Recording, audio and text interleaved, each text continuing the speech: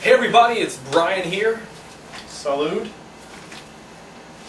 I'm Adam. Gesundheit. I'm Gio. And we're going to be ready to talk about matches 150 through 101 from our top 200 matches in WCW Nitro history.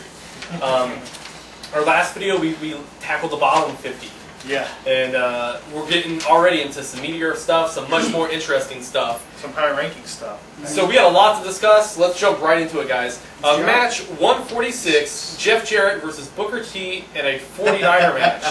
Now, were they in San Francisco? Yes, they were actually. Oh, okay. Jesse and Adam had a 100-point difference on this match. Jesse, you had it up at 85. Adam at 188. I looked past the completely horrible gimmicks. And all the boxes broke before they even got to them. Yes. The meat of this match is these two pros working together extremely well. And I've reviewed actually several of their shitfests during this time. I think the in-ring of what they did in this match was the best stuff that they've probably done. And I don't think the in-ring was good enough to cover up for all the glorious Really? botches that happened. And all the random stuff that came out of the boxes. Okay. That was the gimmick, though. We knew things were going to come out of boxes. But they didn't Whether they fell out on their own or not. But they didn't have to be blow-up dolls and pictures of Scott Hall. Well, That's the thing. You got two world-class professional athletes in the middle of the ring. reaction to that. But you had all these goofy props. I mean, it was tongue-in-cheek. It was a rib. I mean, who got the joke though? You know, did you get it? I think Mark Madden. He was probably in on it. Russo, of course. Wait a minute, there was a blow-up doll, a Scott Hall photo. What else? I don't remember what else. A title belt and The title belt was in one box. There was one that was empty, because right? the object of the match was you had to not get the title belt out of one of the boxes. I remember the belt does fall down too, and the referee has to No, grab it's the it. ring announcer. Yeah, The ring announcer has to Pins grab the their belt hands and hand it to Booker T. Okay, so I'll Booker give you T that. We can have to win the move match. forward. Jesse, I don't know if you have anything you want to say about this match, but La Parca and Juventud Guerrero, you had 180 points behind the rest of us.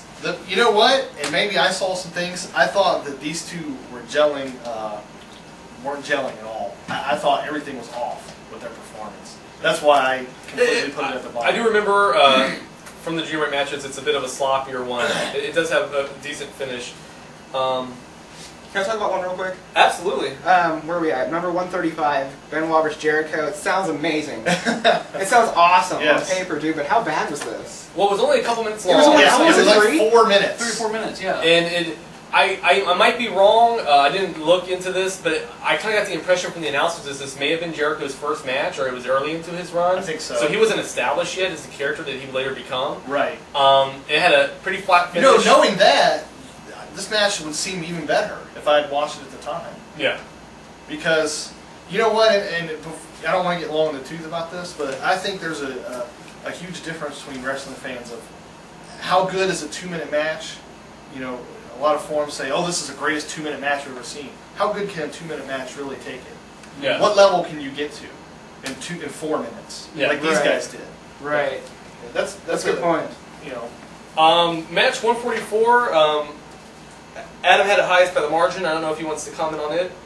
Basically, I thought it was the best Ray and Psychosis match on the set. I mean, not to get too long about it, and because we're trying to cover a lot of matches. Yeah. I just thought it was the best Ray Psychosis match on the set, and we saw a handful of probably half a dozen. Yeah, probably half a dozen of them. I like those guys. I thought it was the best match to date. I feel obligated to say on match 142, I had it anywhere from 100 to 160 points higher than my guy. Now, I will admit, We battled on this one before. well, we've discussed it. I will admit that I knew going into it I would have it much higher than my partners here.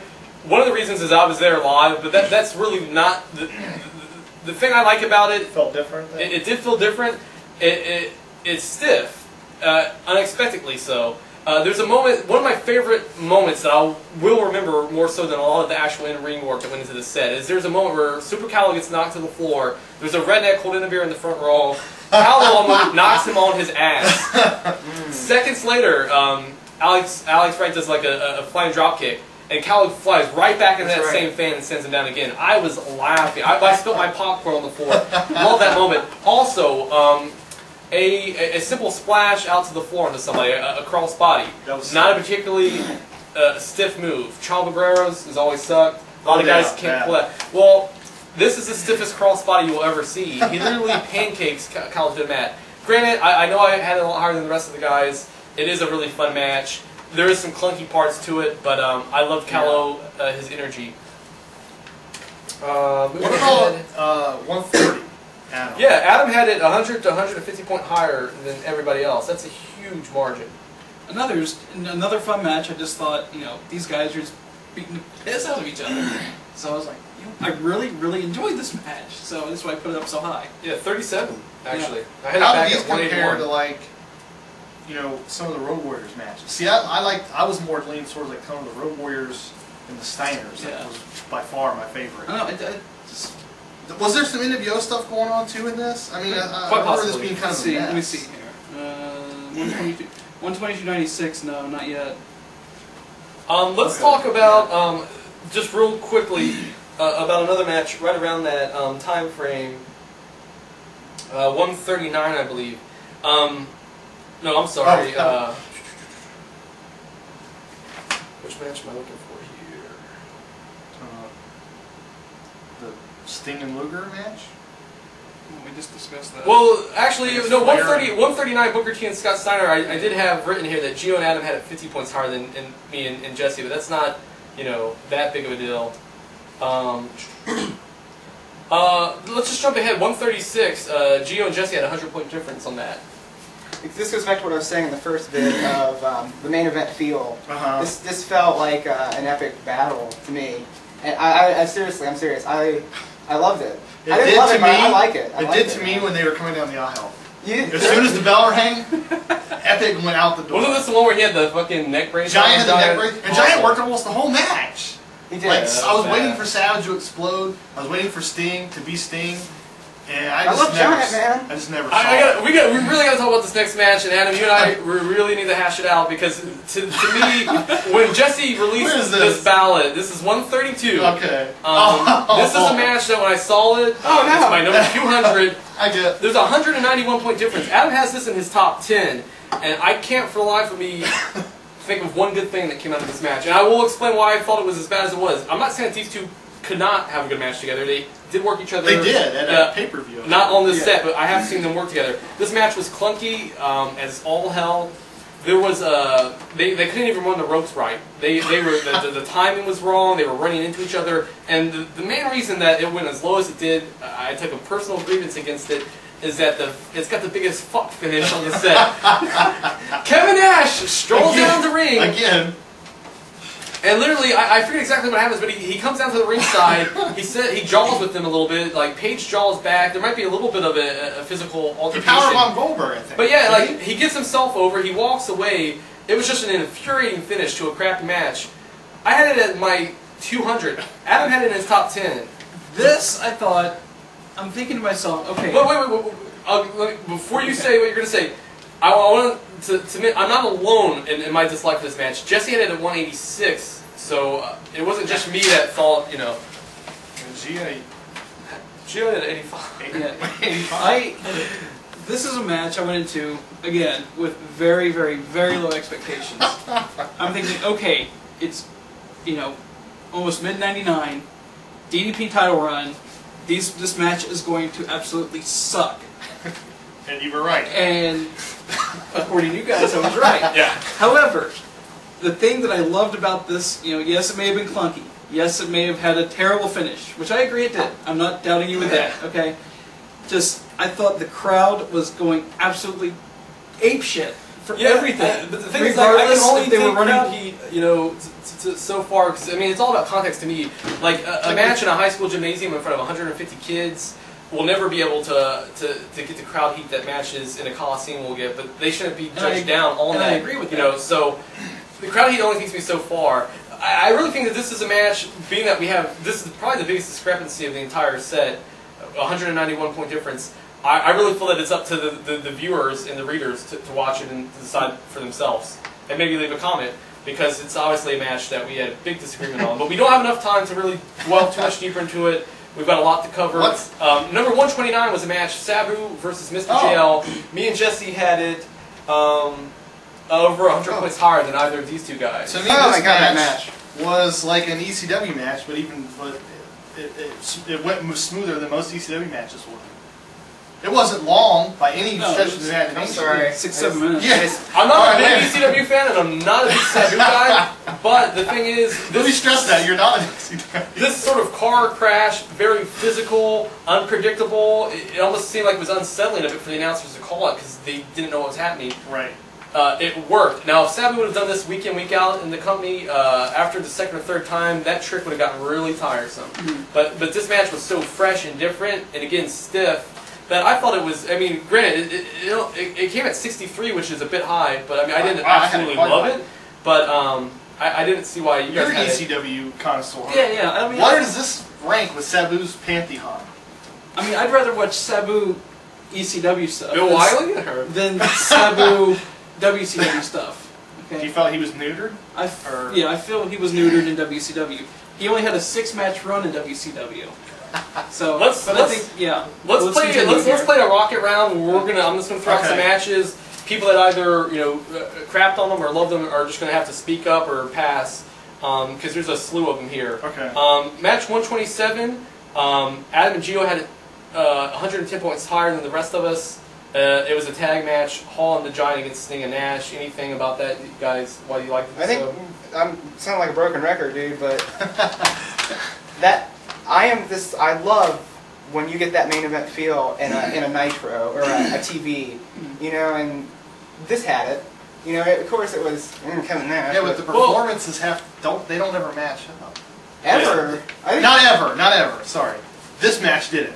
A lot of times they don't. Hey, man. And again, another Nash lazy performance, I should point out. And it seems like we're all sticklers on particular things. And again, to me, I don't remember this match per se, but I would take the bet that it probably had a fuck finish. You're probably right, because it's the NWO. But moving on, let's go ahead and keep going. Match 126, don't have to say a lot about it, but I noticed that Gio and Adam had a 100-point difference on Malenko Kidman. Gio, you had at 53, Adam 166. I dug the energy between this with a real grappler technician, and you have this high-flying, I guess, punk kid. Was he in Raven's Fall? No, he was just he was just really good. Yeah. I just loved the aspect of having two different styles clash like that, and it worked for me. I thought it worked tremendous. I didn't. 124, Eddie Guerrero and Psychosis. And again, Adam and Jesse had a 100-point difference. Adam liked this match, had it in his 59 spot. Jesse had 162. I can comment that there's 3 Eddie Psychosis matches. I feel like I knew them by the back of my hand. This one just fell apart like a Big Mac. It just was a double offer. Much like the Ray Psychosis match, I thought this was the best Eddie Psychosis match on the set. Yeah, I think we all disagree with Adam on that one. 123. Broken record again. I got a feeling, Gio, I know what you're going to say here, but you had this match. Actually, 100 points higher than everybody else. I have something different to say this time. Okay. Dude, Scott Hall was selling his ass off in this match. He wasn't in this match. What are we talking about? 123. 123. Okay, I thought we were the one before Steven that. Luger against Flair and Giant. Oh, okay, yeah, I was on the wrong one. My bad. So yeah, it's the broken record thing again, dude. But you were talking about match 122. I was talking about 122. So let's Ric go Flair, ahead Scott with Hall. It's a match that the rest of us had in our late hundreds. You had it at 21. What you thought it was did- better than 179 other matches on this set. On our That's listings, remarkable. it said, Highest rated yeah.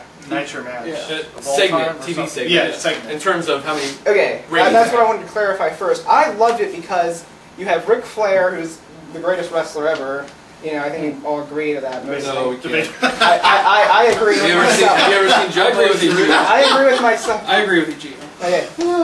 And Scott Hall was just, dude, his selling was off the chains, more so than any other match he's selling here. Match 119, I will accept your word at that. You went to bat for it, and I mean that's why these ballots work, because we're 4 different distinct personalities.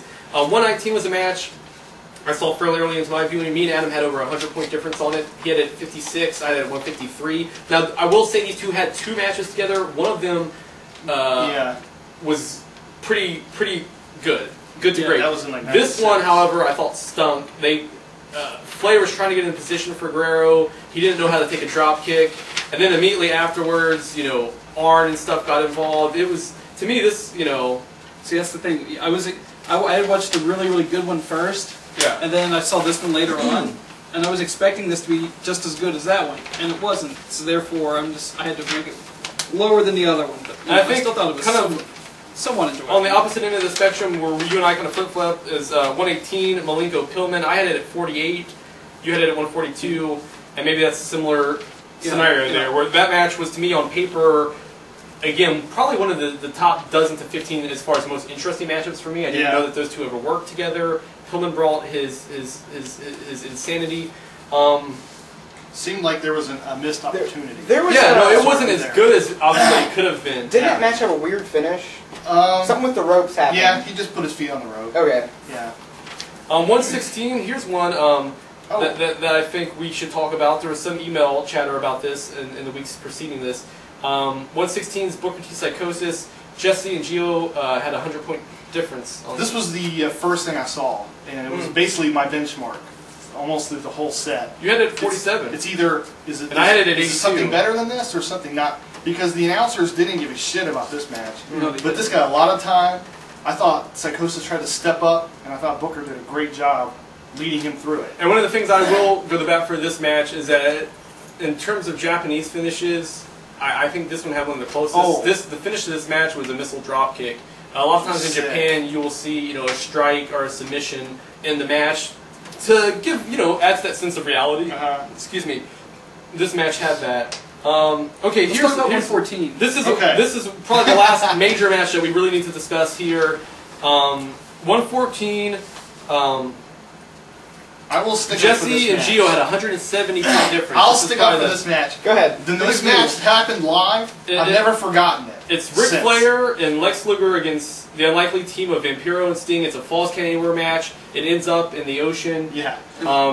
You had it, Jesse, at 17. Yes. Obviously, you loved it. Lex Luger had the chip dip on it. Yeah, the guacamole. Luger with the baseball guacamole. Okay, cool. I will concede points of this match. The in-ring between Flair and Vampiro was almost, you could just throw it away. It doesn't even need to be there. The brawl, maybe not was the best, but it was the most exciting and off-the-page thing that I had seen in WCW in who knows how long. And I thought, yes, do that. Go there sometimes. Don't just do the same old shit over and over again. And I could tell Sting and Luger, they're best friends in the biz. They were just having fun out there. And I've never forgotten this match since it happened. I will concede. I didn't look at it that way, so that's. Well, I can see that it's by far you talked not earlier the best about match. novelty, and for me, obviously there's real great matches that we'll get to much later that are just undeniably great. Yeah. But this was a novelty match that if I was thinking of a fun match, the version I went to kill 9 minutes. I'd love to go back and watch this would jump into my head. Like 5 years from now, a lot of the stuff in the back half of this ballot, I'm probably not going to ever want to revisit. That match. I'd watch that again. I'd watch them brawl into the ocean. Is that the spot that you think you would remember in the long run? That's what I always remember. Yeah. I didn't even remember who the partners were. Right. I just remember that happened. Let's look at the next couple on the ballots though. There's some difference in opinion. Match 113. Gio had 50 to 120 votes higher than the rest of us. I believe I saw this one pretty early. It was I had disc. You're number 40. I had disc 1 and one of the last end discs. Yeah. So I think this was actually one of my benchmarks, like you were talking about before. And then right ahead of that, at 112, Adam had this 130 points higher than both me and Jesse. It's the triangle tag. Adam had it at 30, and I had it at 161. Jesse at 172. It just was a fun, enjoyable match. It's it had a big match feel. Yeah, it did. And it's just something I could sit back and watch and enjoy. I think there was things that took away from this. This was the NWO match. Now I remember. There was a lot of other shit going on during this. Yeah. There's another three-way dance, though. Steiner's Road Warriors, Nasty Boys. Number 108. That I love. Jesse and Gio had a 100-point difference on this one. Steiner's Road Warriors, Nasty Boys. You had it at 50. Gio at 144. It was basically the Smash Mouth style you're talking about, personified. Nobody was worried about grabbing the chin lock. They were just worried about punching someone. That Finn had that Nasty Boy weird thing happen, right? With Yeah. I'm trying to recall it from memory. 109 was a match Jesse and I had a 130-point difference of opinion on, and we have talked about this before. It's Ric Flair, Rey Mysterio Jr. at Club La Villa. I think it was Mysterio's, one of Mysterio's only shots at the title, wasn't it? The reason that I liked it isn't so much for the work in the match itself. Flair at this point, I think, is probably one of his career lows. He looked kind of clunky. I like it more for the context. I feel like this was Flair trying to throw Ray a bone. Ray didn't have the easiest go in this company. On this set, Nash buried him both in the ring and out of the ring on commentary. He was fighting an uphill battle the whole time. Flair was very giving of himself to make Ray look like a star, and you damn well believed that Ray was going to beat the Nature Boy in this match. The in-ring work, it isn't great, especially Flair. I do really love the post-match hijinks where Flair takes a drop kick and backflips over a guardrail into a swimming pool. Only thing I remember from the match. I remember that, yeah. There's a talking point to me about Flair in this match. There's a match with Lex Luger, and another match with Eddie Guerrero where Flair kind of, I thought, was a dead horse. And when we talk about he's the greatest in the world, this is probably one of his worst periods. Oh yeah, he's had a roller coaster. A lot of matches that I just thought he stunk it up. I mean, we know Flair in the 80s is pretty phenomenal. His touring formula. That's what I think of. Flair, though, on this Nitro set, this is not the best representation of his work. In fact, I'd say he's actively bad or brings down several matches. I think so. That's just my opinion. That Guerrero match, for example. And there's a Luger match that I think he was bad. I mean, he was definitely outworked on this night by Rey Mysterio. I guess we should kind of wrap it up. Look over the matches if there's anything that stands out. Gio, I kind of got a feeling I know what you're going to say on 102. You had it 90 to 110 points higher than Jesse or I. It was Luger DDP Outsiders. Another NWO match. It must have been crowd heat because you had it 45. I got to say, yeah, because I don't want to keep saying the same shit over and over. I'm just taking a quick glance over if there's anything that I feel I need to comment on, but I think we pretty much covered it. I mean, compared to the bottom 50, this 50 is a lot different. It's a lot more varied. A lot more names are being included, and now we're at the cusp of what I feel, the top 100 is pretty great stuff. So, unless anybody else has anything to say, I think we got it all. I think we've covered everything. All right, we will see you at week 3 of the Nitro discussion, where we look at matches 100 through 51, and it's going to be awesome. Hell yeah. Yep. See ya.